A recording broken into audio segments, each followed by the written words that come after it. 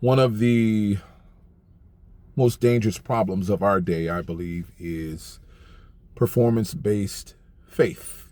I would say performance-based Christianity or performance-based Judaism, but I think it would draw away from the topic at hand and it would muddy the waters.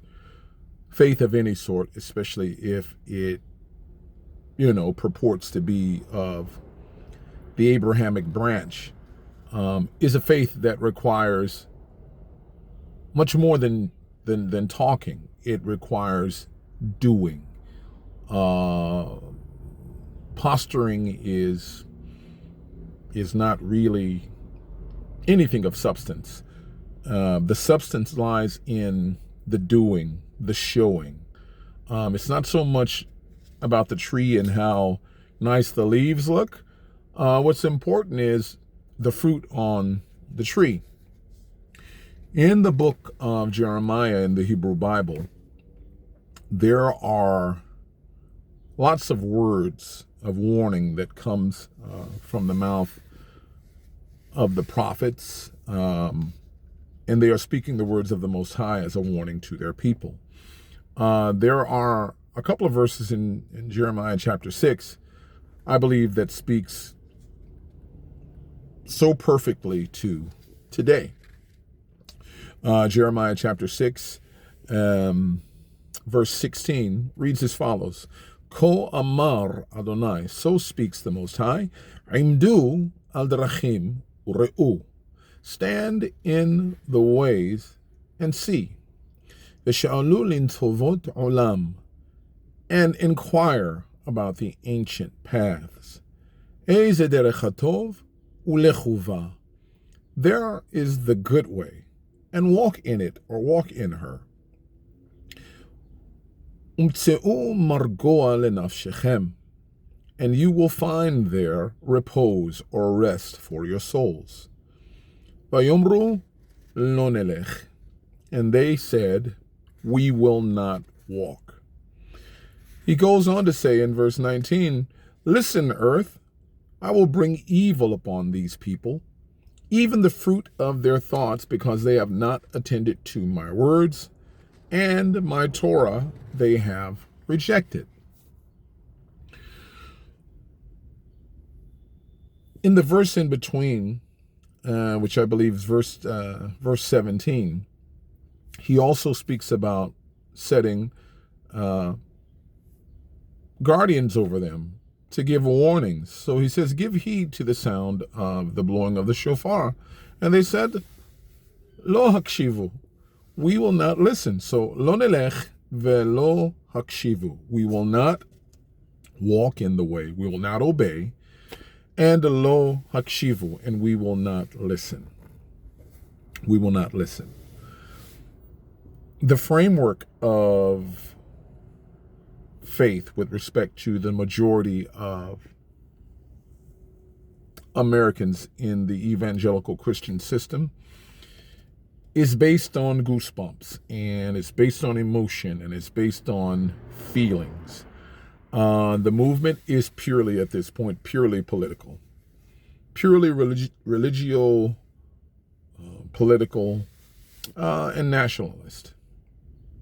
And of course, in nationalistic movements, there is always a superior, right? And therefore, there will always be those who will be considered inferior. And these things run diametrically opposed to the teachings of Jesus of Nazareth, the first century Palestinian Judean guy, who basically taught that life was about community. It was about we and us. It wasn't about I, myself. It's just different.